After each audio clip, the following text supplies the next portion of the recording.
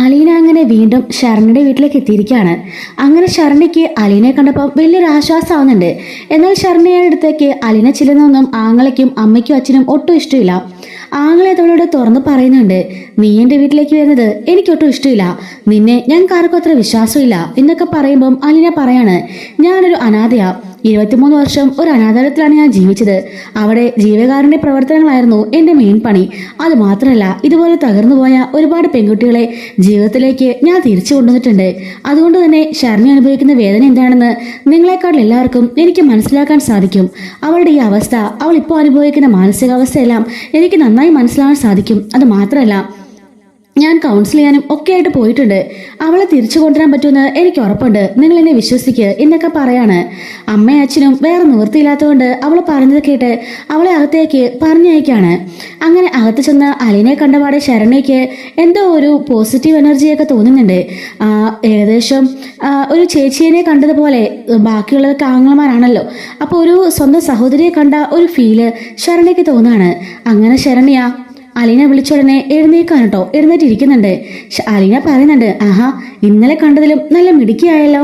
മോൾ എന്തിനാ വിഷമിക്കുന്നേ? നമുക്ക് ഒറ്റ ജീവിതമേ ഉള്ളൂ. ആ ജീവിതം മറ്റുള്ളവർക്ക് വേണ്ടി നമ്മൾ എന്തിനാ തൊലച്ചു കളയുന്നത് എന്ന് ചോദിക്കാണ്. മോളെ സ്നേഹിക്കാൻ ദേ അച്ഛനുണ്ട്, അമ്മയുണ്ട്, 2 സഹോദരങ്ങളുണ്ട്. ഈ നാട് മൊത്തം മോളുടെ കൂടെയാ. അതുകൊണ്ടാണല്ലോ ഇന്നലെ ഇവിടെ വന്നപ്പോൾ എന്നെ മണ്ണൊഴിച്ച് കളത്തിക്കാൻ ഇവരെല്ലാം തീരുമാനിച്ചത്. മോളോടുള്ള സ്നേഹം കൊണ്ടാ ഈ ആംഗ്ലമാര് എന്നെ ഉപദ്രവിച്ചത്, ഈ നാട്ടുകാരെന്നെ ഉപദ്രവിച്ചത്. അത്രയ്ക്ക് സ്നേഹം മോളോട് എല്ലാവർക്കും ഉണ്ട്. പിന്നെ മോൾ എന്തിനാ ജീവിക്കേണ്ട, ഈ ജീവിതം വേണ്ട എന്നൊക്കെ പറയുന്നത്? മോളെ വിശ്വസിച്ചല്ലേ ഈ വീട്ടുകാരൊക്കെ ജീവിക്കുന്നത്? മോളുടെ ഭാവി അതല്ലേ ഈ അമ്മയുടെ അച്ഛൻ്റെയൊക്കെ ആഗ്രഹം എന്നൊക്കെ ചോദിക്കാണ്. ശരണ്യ ഇതൊന്നും മിണ്ടാതെ അങ്ങ് കേട്ടോണ്ട് തന്നെ നിൽക്കുന്നുണ്ട് കേട്ടോ. എന്നിട്ട് അലീന പറയുന്നുണ്ട്, ഇതുപോലെ തകർന്നു പോയ ഒരുപാട് പെൺകുട്ടികളെ ജീവിതത്തിലേക്ക് ഞാൻ തിരിച്ചു കയറ്റിട്ടുണ്ട്. അവരൊക്കെ ഇപ്പം വലിയ വലിയ പൊസിഷനിലും ഉണ്ട്. അതൊക്കെ മോക്കറിയോ? ഓരോ പെൺകുട്ടികളും ഇതുപോലെ പല സാഹചര്യത്തിലാണ് കടന്നു പോയിട്ടുള്ളത്. ഈ പറഞ്ഞ ഞാൻ പോലും. മോക്കറിയോ, ഞാൻ നിന്നൊരു വീട്ടിലെ ഒരു പയ്യൻ എന്നെ കടന്നു പിടിക്കാൻ ശ്രമിച്ചിട്ടുണ്ട്. അവിടെ വെച്ച് അവരുടെ ഇന്ന് രക്ഷപ്പെടാൻ വേണ്ടിയിട്ട് കത്രിക എടുത്ത് സ്വന്തം വയറ്റി കുത്തിയാണ് അന്ന് ഞാൻ രക്ഷപ്പെട്ടത്. അന്ന് മരിച്ചു പോകുന്ന എനിക്ക് ഉറപ്പായിരുന്നു. പക്ഷെ അവരുടെ മുമ്പിൽ ഒരിക്കലും അടിയറവ് പറയാൻ എനിക്ക് തോന്നിയില്ല. അങ്ങനെ എത്ര സംഭവങ്ങൾ, ഓരോ പെൺകുട്ടികളുടെ കേസ് നമ്മൾ ഓരോ ദിവസവും കേൾക്കുന്നതല്ലേ. എല്ലാ പെൺകുട്ടികളും ആത്മഹത്യ നിന്നാലേ അതിനെ സമയം കാണുള്ളൂ. അതുകൊണ്ട് നമുക്ക് കിട്ടിയ ജീവിതം നമ്മൾ അടിച്ചു പൊളിച്ച് തീർക്കണം. അല്ലാതെ വല്ലവർക്കും വേണ്ടി നമ്മുടെ ജീവിതം പാഴാക്കരുത്. മോളൊന്ന് ആലോചിച്ച് നോക്കിയേ, മോക്ക് എന്താ പറ്റിയത്? മോക്കൊന്നും പറ്റിയിട്ടില്ല. പറ്റിയതൊക്കെ അവന്മാരല്ലേ നാണിച്ച് തല താഴ്ത്തേണ്ടത്? ഒരാളുടെ അവകാശം, ഒരാളുടെ അനുവാദം ഇല്ലാതെ അവരുടെ ശരീരത്തെ കടന്നാക്രമിച്ചത് അവന്മാരല്ലേ? അപ്പൊ നാണിക്കേണ്ടതും തല കുടിക്കേണ്ടതും ശിക്ഷ അനുഭവിക്കേണ്ടതും അവന്മാരാ. മോളെന്തിനാണ് ശിക്ഷ അനുഭവിക്കേണ്ടത്? ഇതൊക്കെ ഒരു ശിക്ഷ തന്നെയാ. ഈ മൂടിക്കെട്ടി കിടക്കലും ആരോടും മിണ്ടാതിരിക്കലും ഭക്ഷണം കഴിക്കാതൊക്കെ ഇരുന്ന് മോളുടെ മനസ്സിനെയും മോളുടെ ശരീരത്തിനെയും മോള് തന്നെ ഇല്ലാതാക്കിക്കൊണ്ടിരിക്കുകയല്ലേ. അതുകൊണ്ട് ദയവ് ചെയ്ത് ഞാൻ പറഞ്ഞത് കേക്ക്. ഞാൻ മോളുടെ സ്വന്തം ചേച്ചിയാണെന്ന് കരുതിയാൽ മതി. മോൾ എഴുന്നേറ്റിരുന്ന് ആഹാരമൊക്കെ കഴിക്കേ. ദേ ഈ അമ്മ അച്ഛനെ കണ്ടില്ലേ, അവര് പാവങ്ങളല്ലേ. അവര് മോക്ക് വേണ്ടി എന്തൊക്കെ ചെയ്തിട്ടുണ്ടെന്ന് മോളൊന്ന് ആലോചിച്ച് നോക്ക്. മോളല്ലേ അവരെ എല്ലാം. എന്നിട്ട് മോള് തന്നെ ഇങ്ങനെ ആരെ വിഷമിപ്പിക്കാവോ എന്നൊക്കെ ചോദിക്കാണ്. അങ്ങനെ അലീന അവളെ നെഞ്ചോട് ചേർത്ത് ആശ്വസിപ്പിക്കുന്നുണ്ട്. മോള് വിഷമിക്കണ്ട, എനിക്കുമുണ്ട് ഇതേ പ്രായത്തിലുള്ള ഒരു അനീതിക്കുട്ടി. മോളെ കാണുമ്പം എനിക്ക് അവളെ ഓർമ്മ വരുന്നത്.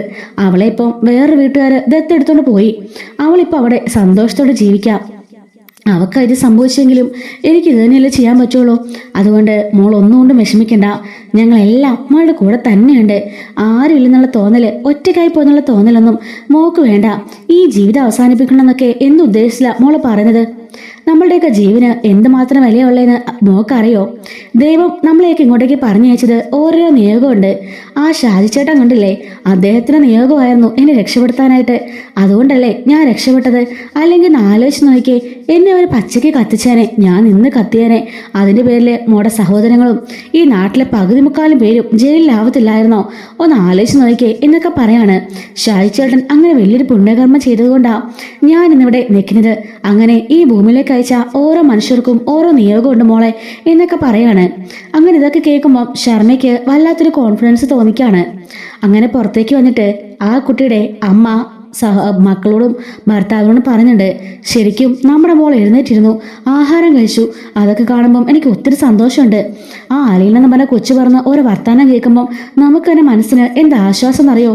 ഒരു അനാഥ പെണ്ണാ, ഏതോ കാരുണ്യാലയത്തിലൊക്കെയാണ് ജീവിച്ചത്. അതുകൊണ്ട് ഇങ്ങനെ പ്രവർത്തനത്തിനൊക്കെ പോകുന്നതാണെന്നാണ് പറഞ്ഞത് എന്നൊക്കെ പറയാൻ കേട്ടോ. അങ്ങനെ അലീന എഴുന്നേൽപ്പിച്ചിരുത്തി ആ കുട്ടീനെ ആഹാരമൊക്കെ കഴിപ്പിക്കുകയാണ്. അതിനുശേഷം ഒന്നുകൊണ്ട് വിഷമിക്കണ്ട, ഞാൻ കൂടെയുണ്ടെന്ന് പറയുമ്പോഴേക്കും ആ കുട്ടി പൊട്ടിക്കരഞ്ഞുകൊണ്ട് അലീനയെ കെട്ടിപ്പിടിക്കുന്നുണ്ട്. അലീന പറയാണ്ട്, നീ എന്ന് എഴുന്നേറ്റ് നടന്ന് സ്കൂളിലേക്ക് പോന്നോ അന്ന് വരെ ഞാൻ ഇങ്ങോട്ട് വന്ന് നിന്നെ ശല്യപ്പെടുത്തിക്കൊണ്ട് തന്നെ ഇരിക്കും, മനസ്സിലായോ പറഞ്ഞത് എന്ന് ചോദിക്കുകയാണ്. ഇനി അവന്മാരുടെ കാര്യമൊന്നും നീ ഓർക്കണ്ട, ആ കുറെ പേപ്പട്ടി കൂടി മോളെ കടിച്ചു എന്ന് കരുതിയാൽ മതി. അതുകൊണ്ട് മോള് ചെന്ന് സോപ്പിട്ട് നന്നായി കുളിച്ചേരെ, ആ പേപ്പട്ടി കടിച്ച ആ അണുക്കളൊക്കെ ഉണ്ടെങ്കിലേ അങ്ങ് പൊയ്ക്കോട്ടെ എന്ന് പറയുന്നുണ്ട് കേട്ടോ. മോള് നല്ല ധൈര്യമായിട്ടിരിക്കണം. മോളോട് ഇതുപോലെ അക്രമം ചെയ്തമാരൊന്നും ഒരിക്കലും പുറലോകം കാണാൻ പാടില്ല.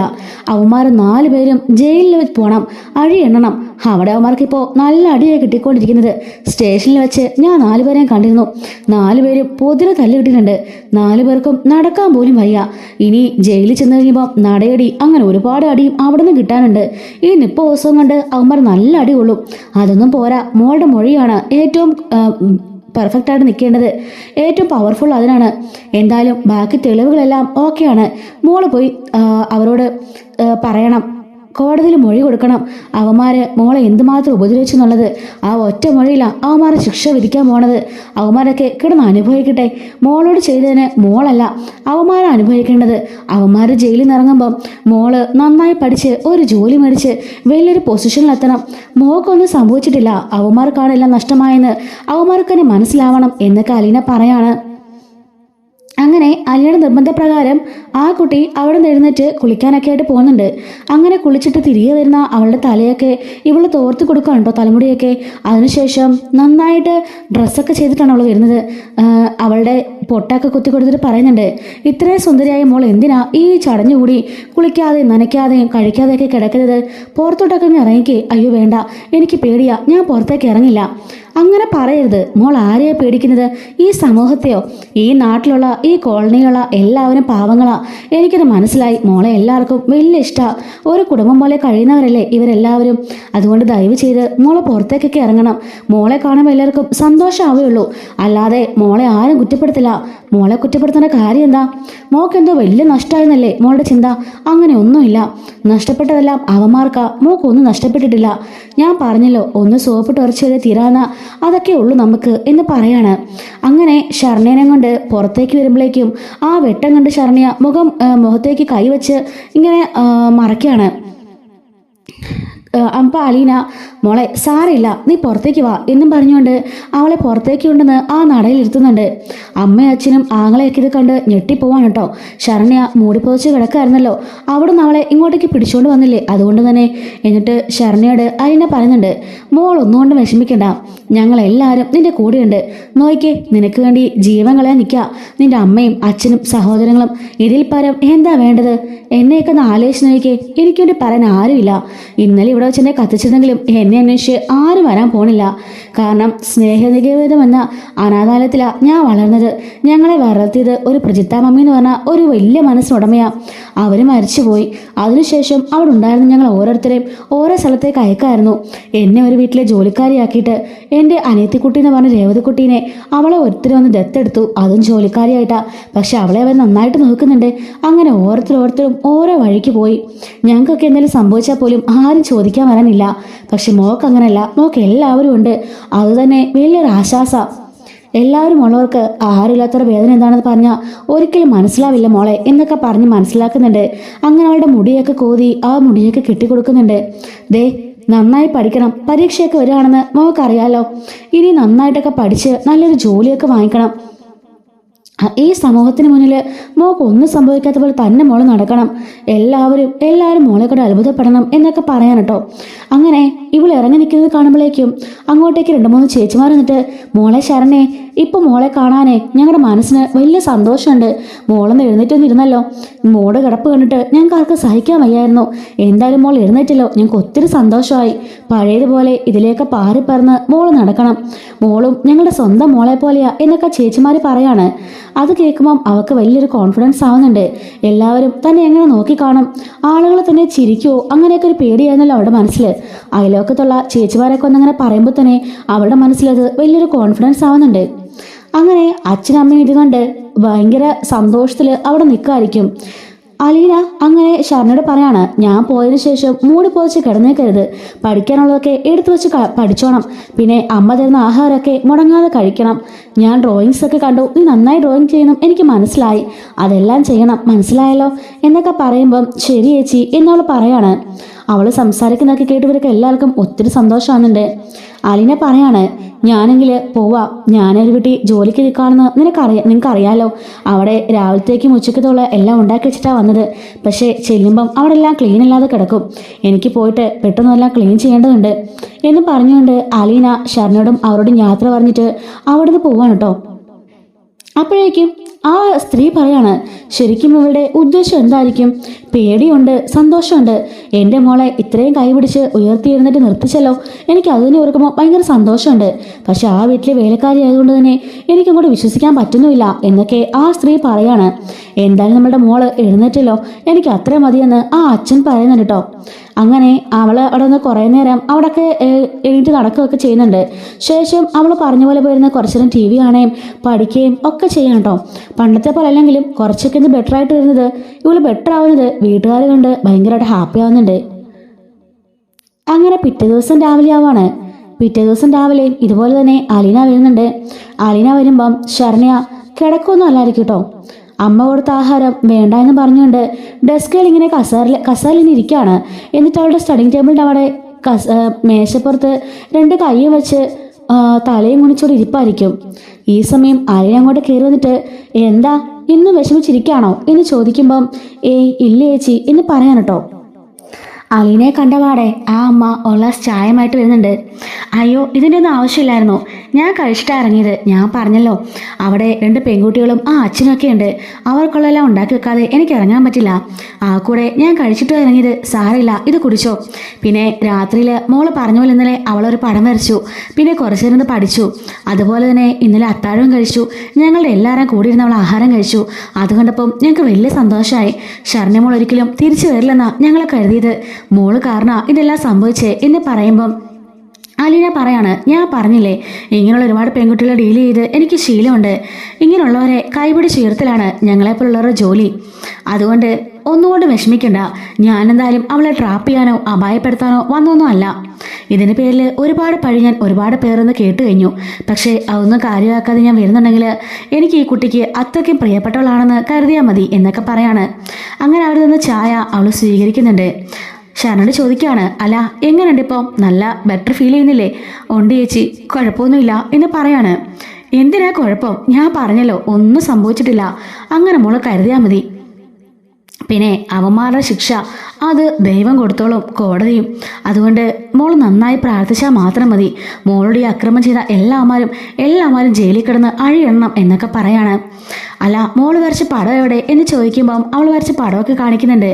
എന്തായാലും മോൾക്ക് നല്ല കഴിവാണല്ലോ, നല്ല അസലായിട്ട് പടം വരച്ചിട്ടുണ്ടല്ലോ. അപ്പോൾ അമ്മ വന്നിട്ട് പറയുന്നുണ്ട്, ക്ലാസ്സിലും 1ാം റാങ്കാ, എല്ലാ വിഷയത്തിനും ഫുൾ മാർക്കാ. ഞങ്ങളുടെ വലിയ പ്രതീക്ഷയാ മോള്.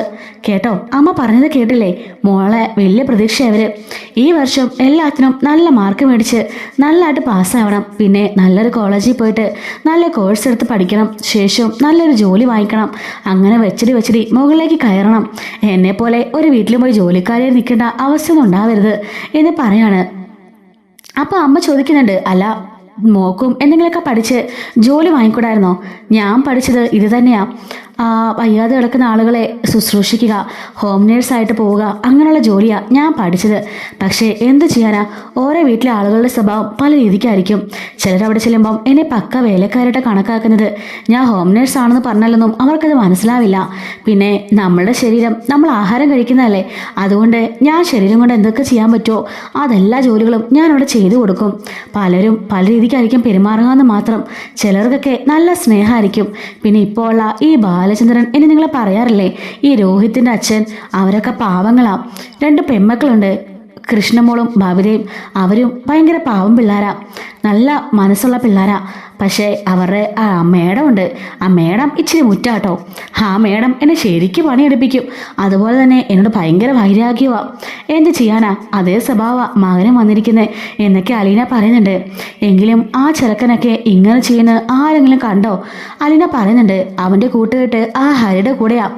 അതായത് ഇവളെ സ്നേഹിക്കാന്ന് പറഞ്ഞ് പറ്റിച്ച ആ ഹരിയില്ലേ, ആ ഹരി ഈ ബാലചന്ദ്രമേനൻ്റെ ഭാര്യയുടെ ആങ്ങളുടെ മകനാ. ആ ഹരിയാണ് ഈ കുഴപ്പമെല്ലാം ഉണ്ടാക്കുന്നത്. അവനാ എല്ലാവർക്കും ഈ വളം വെച്ച് കൊടുക്കുന്നത്. ആ ഹരി ഒരു തവണ എൻ്റെ അടുത്ത് വന്നതാ. എന്നെ ഇതുപോലെ തന്നെ കയറി പിടിക്കുകയും റേപ്പ് ചെയ്യാനൊക്കെ ശ്രമിച്ചതാ. അന്ന് ഞാൻ രക്ഷപ്പെട്ടു പോയതാ. എന്നെ മാത്രമല്ല, ഈ ബാലേന്ദ്രമേൻ്റെ വീട്ടിലെ വേറെ 2 പെൺകുട്ടികളുണ്ട്. അതിലെ കൊച്ചുകുട്ടിക്ക് 13 വയസ്സേ ഉള്ളൂ. അവളോടും അവൻ ഒരു സമയത്ത് മോശമായി പ്രവർത്തിക്കാൻ ശ്രമിച്ചിട്ടുണ്ട്. അന്നും ഞാൻ തന്നെ രക്ഷപ്പെടുത്തിയത്. രണ്ടാമതായിട്ട് ബബിത, മൂത്ത പെൺകുട്ടി. ആ പെൺകുട്ടിയോട് എന്താ വീഡിയോ ഒക്കെ കാണിച്ച് അവൻ അതും വെച്ച് ബ്ലാക്ക്മെയിൽ ചെയ്യാൻ ശ്രമിച്ചു. പിന്നെ അവൾ ആ ഫോണൊക്കെ ഇടിച്ചു പൊട്ടിച്ച് അങ്ങനെ വലിയ വിഷയങ്ങൾ ഉണ്ടാക്കിയതാ. എന്ത് ചെയ്യാനാ, അവൻ്റെ സ്വഭാവം തലതിരിഞ്ഞതാ. അവനാ ബാക്കിയുള്ള 3 പേരെയും കൂടി വഴിപഴിപ്പിച്ചത് എന്നൊക്കെ പറയാണ്. പക്ഷേ അതൊന്നും മനസ്സിലാക്കാൻ എൻ്റെ മോക്ക് സാധിച്ചില്ലല്ലോ മോളെ. ആ ഹരി ഇത്രയ്ക്കും വൃത്തികെട്ടവനാണെന്ന് എൻ്റെ മോക്ക് ഒരിക്കൽ പോലും മനസ്സിലായില്ലല്ലോ എന്ന് പറയുമ്പം ഇവള് പറയുന്നുണ്ട്, അത്രയ്ക്ക് ആത്മാർത്ഥയോടെ ചേച്ചി എന്നോട് സംസാരിച്ചെല്ലാം എൻ്റെ ഫോണിൽ ഇപ്പോഴും എൻ്റെ മെസ്സേജൊക്കെ കിടപ്പുണ്ട്. എന്തൊരു സ്നേഹമായിരുന്നറിയാവോ. എപ്പോഴും പറയും ഞങ്ങളുടെ കല്യാണത്തിൻ്റെ കാര്യമൊക്കെ ആയിരിക്കും സംസാരിക്കുക, അതുപോലെ നന്നായി സ്നേഹത്തോടെ സംസാരിക്കുള്ളൂ. അതൊക്കെ കേട്ടപ്പോൾ ഞാൻ അങ്ങനെയാ കരുതിയത്.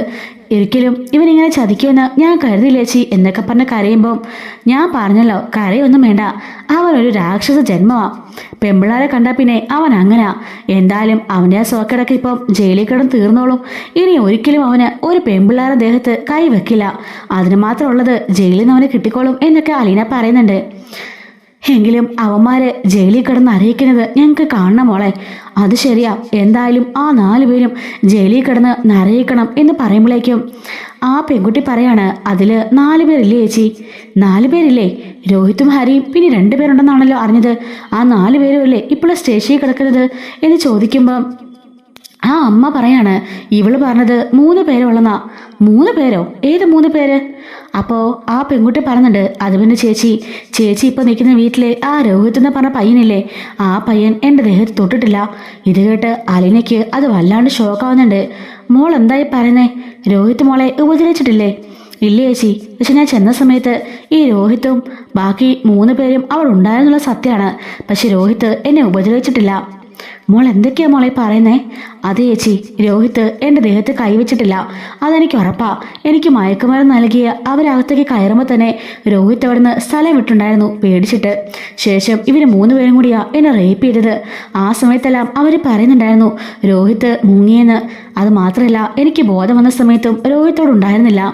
പിന്നെ മോളെ മെഡിക്കൽ ടെസ്റ്റ് നടത്തിയ സമയത്തുണ്ടല്ലോ, ആ സമയത്തും ആ രോഹിത്തിൻ്റെ മെഡിക്കൽ സാമ്പിൾസ് ഒന്നും അതിൽ നിന്ന് കിട്ടിയതുമില്ല. ഇവള് പറഞ്ഞത് ശരിയാ, മോളുടെ നിൽക്കുന്ന വീട്ടിലെ ആ രോഹിത് എന്ന് പറഞ്ഞ പയ്യന് ഇവളെ ഉപദ്രവിച്ചിട്ടില്ല എന്ന് പറയാണ്. ഇത് കേട്ട് അലീന ഞെട്ടി എഴുന്നേക്കാണ്. നിങ്ങൾ എന്തായി പറയുന്നേ? എന്നിട്ട് പിന്നെ അവൻ അവിടെ കിടന്ന് ജയിലിൽ കിടന്ന് ശിക്ഷ അനുഭവിക്കല്ലേ? നിങ്ങൾക്കെങ്കിലും നേരത്തെ ഒന്ന് കോടതിയോടോ പോലീസിനോടോ പറഞ്ഞിടായിരുന്നോ എന്ന് ചോദിക്കുമ്പം ആ ശരണയുടെ അമ്മ പറയുന്നുണ്ട്, എന്തിനാ മോളെ പറഞ്ഞിട്ട്? അവനും ആ ഗൂഢാലോചനയിൽ പങ്കെടുത്തല്ലേ? ഗൂഢാലോചനയിൽ പങ്കെടുത്ത് ഈ കുട്ടീനെ, എൻ്റെ മോളെ അവിടം വരെ കൊണ്ടെത്തിച്ചതും അവനും കൂടിയിട്ടല്ലേ? അവനും 2 പെങ്ങന്മാരുള്ളതല്ലേ? അവൻ അതെങ്കിലും ചിന്തിച്ചിട്ടായിരുന്നോ? അതുകൊണ്ടാണ് ഞങ്ങൾ പറയാതിരുന്നത്. എന്തായാലും കോടതിയിൽ മൊഴി കൊടുക്കണോ വേണ്ടിയെന്ന് ഞങ്ങൾ ആലോചിച്ചുകൊണ്ടിരിക്കാം. ഇതുവരെ അവൻ തെറ്റിയിട്ടില്ലെന്ന് ഒരിടത്തും പറഞ്ഞിട്ടില്ലല്ലോ, അതുകൊണ്ട് തന്നെ ഞങ്ങൾ മിണ്ടാതിരിക്കാം. അപ്പോൾ അലീന പറയാണ്, ഞാനൊരു കാര്യം പറഞ്ഞാൽ നിങ്ങൾ അവർക്ക് ഫേവറോടെ സംസാരിക്കുകയാണെന്ന് കരുതരുത്. അങ്ങനെ തെറ്റ് ചെയ്തിട്ടില്ലാത്ത ഒരാളെ നമ്മൾ ശിക്ഷിക്കേണ്ടത് ശരിയാണോ എന്ന് ചോദിക്കുകയാണ്.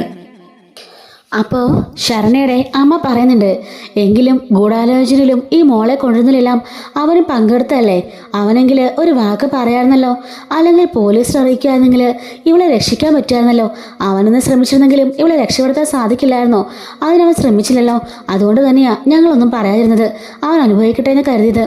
അപ്പോൾ അലീന പറയുന്നുണ്ട്, ആ പയ്യൻ്റെ ഭാവി നശിച്ചു പോവാണ്, ആ പയ്യൻ അവിടെ കിടന്ന് സ്റ്റേഷനിൽ കിടന്ന് നല്ല അടി കൊണ്ടു, അത് ഞാൻ കണ്ടതാ 3 ദിവസത്തോളം. അതിനുശേഷം 30 ദിവസമായിട്ട് അവൻ ജയിലിലല്ലേ, അവിടെ കിടന്നും നല്ല തല്ലാ കൊള്ളുന്നത്. അതുപോലെ അവനുള്ള ശിക്ഷയായിട്ട് ഞാൻ ഒരിക്കലും അവന് ഫേവറായിട്ട് സംസാരിക്കുകയല്ല, ഞാൻ ആ വീട്ടിലെ വെറും ഒരു ജോലിക്കാരി മാത്രമാണ്, എനിക്കങ്ങനെ സംസാരിക്കേണ്ട കാര്യമില്ല. പക്ഷെങ്കിലും ഞാൻ ഒരു നിരപരാധി ഇത്രയും വർഷമൊക്കെ ശിക്ഷിക്കപ്പെടണോ? എങ്ങനെ പോയാലും 14 വർഷത്തേക്ക് അവരെ ജയിലിലടയ്ക്കും.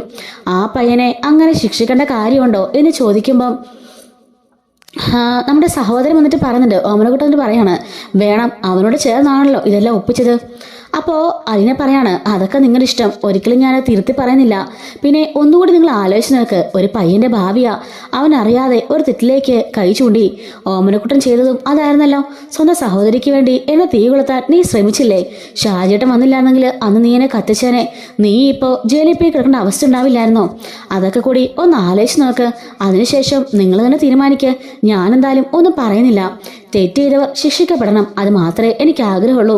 പിന്നെ നല്ല മിടുക്കിയായിട്ടിരിക്കണം കേട്ടോ, ഇതെല്ലാം മറന്നേക്ക്. പിന്നെ കോടതിയിൽ മൊഴി പറയുമ്പം ആ വക്കീലന്മാരൊക്കെ ഒരുപാട് വൃത്തിയുടെ ചോദ്യങ്ങളെല്ലാം ചോദിക്കും, അതിനെല്ലാം മോള് തയ്യാറായിരിക്കണം.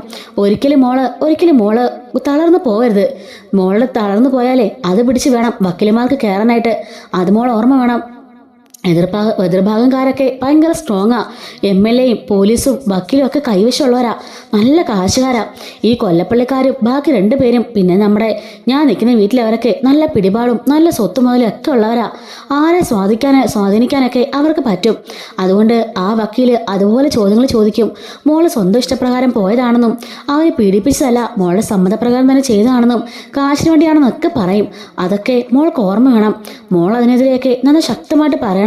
അത് പറയണമെങ്കിലേ മോളുടെ മനസ്സ് മോള് തന്നെ നിയന്ത്രിക്കണം, മനസ്സിലായോ എന്നൊക്കെ ചോദിക്കാണ്. അയ്യോ, അങ്ങനെയൊക്കെ ചോദിക്കു ചേച്ചി, എനിക്ക് പേടിയാവുന്നു. ഒരുപാട് ഇതുപോലെ കേസുകളൊക്കെ ഞാനും കണ്ടിട്ടുണ്ട്, അതുകൊണ്ട് പറയാം.